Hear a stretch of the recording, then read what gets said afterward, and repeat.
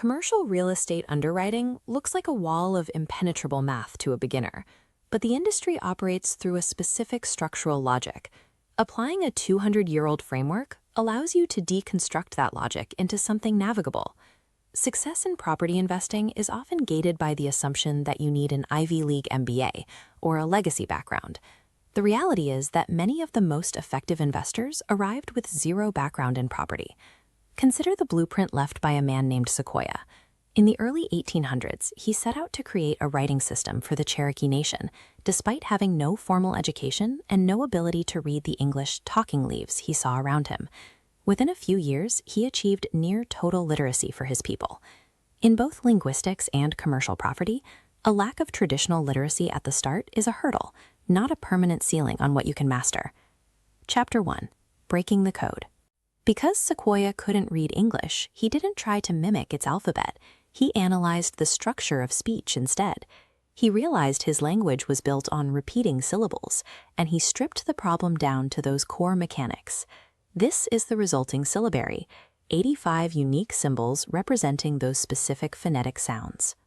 For a new investor, commercial real estate presents a wall of codes: cap rates, net operating income, debt service coverage ratios, loan-to-value, and internal rate of return.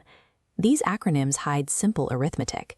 Even the most intimidating models, like a triple net lease or an adaptive reuse project, are just these interlocking blocks of income, expenses, and debt. The industry functions on math and consumer behavior, even when hidden behind dense jargon. Chapter 2. The Outsider's Observation. Sequoia succeeded specifically because he ignored how traditional European languages were taught.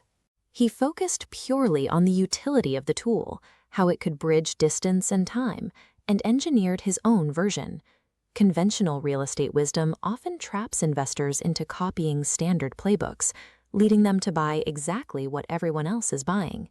High-yield opportunities come from observing market gaps. An investor looking at consumer needs might see an underperforming motel as a candidate for workforce housing, rather than just a dated property.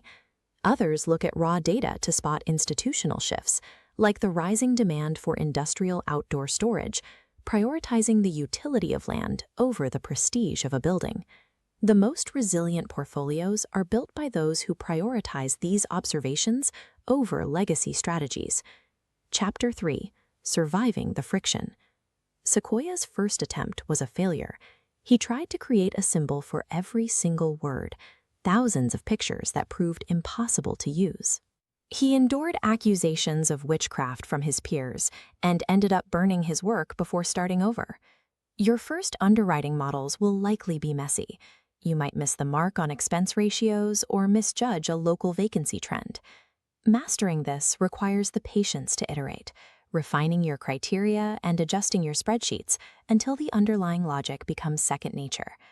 Sequoia proved that initial illiteracy is not a lack of capacity. If a man who could not read a single word can invent a language from scratch, you can learn the lease structures and financial dynamics required to build a commercial real estate portfolio. You just have to be willing to learn the alphabet one sound at a time. Click the video on screen right now to master your first piece of the puzzle, calculating cap rates in under 5 minutes.